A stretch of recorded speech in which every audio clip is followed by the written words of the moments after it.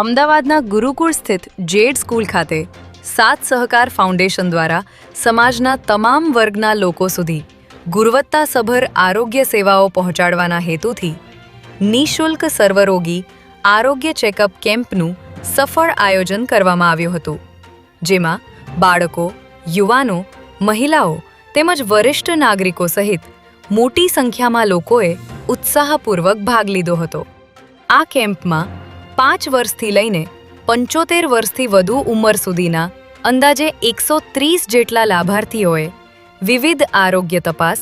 નિદાન અને નિષ્ણાતોની સલાહનો લાભ લીધો હતો. આ કેમ્પમાં કેડી હોસ્પિટલના સહયોગથી બ્લડ શુગર, બ્લડ પ્રેશર, વજન, ઊંચાઈ, ECG, haemoglobin test, doctor consultation તેમજ નિઃશુલ્ક દવાઓનું વિતરણ કરવામાં આવ્યું હતું, જેમાં તેજ આઈ સેન્ટર દ્વારા આંખોની વિગતવાર તપાસ, દ્રષ્ટિ ચકાસણી, મોતિયા સહિત આંખના વિવિધ રોગોનું નિદાન અને માર્ગદર્શન આપવામાં આવ્યું હતું.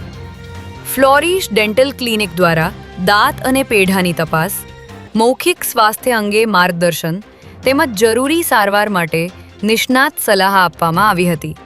આ ઉપરાંત યોગાચાર્ય પ્રણવ પરીખના માર્ગદર્શન હેઠળ કાંસ્ય થેરપી કેમ્પનું આયોજન કરવામાં આવ્યું હતું, જેમાં કાંસ્ય થેરપી, યોગ અને નેચરોપેથી અંગે માર્ગદર્શન આપવામાં આવ્યું હતું, તેમજ શરીરના દુખાવા, થાક,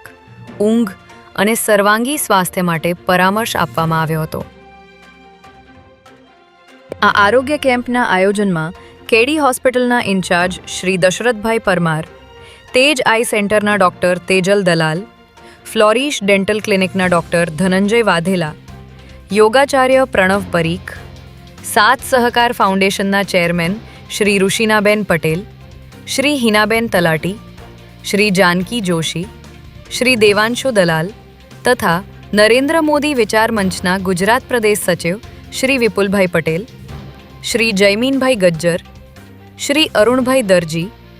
શ્રી યોગેશભાઈ ચાયલ, શ્રી હસમુખભાઈ રાજપૂત, શ્રી હેતલબેન પરીખ વગેરે મહાનુભાવોએ હાજરી આપી હતી. આ ઉપરાંત તમામ ડોક્ટર્સ, આરોગ્યકર્મીઓ, સ્વયંસેવકો અને સહયોગીઓના સંયુક્ત પ્રયાસોથી આ આરોગ્ય કેમ્પ સફળતાપૂર્વક યોજાયો હતો.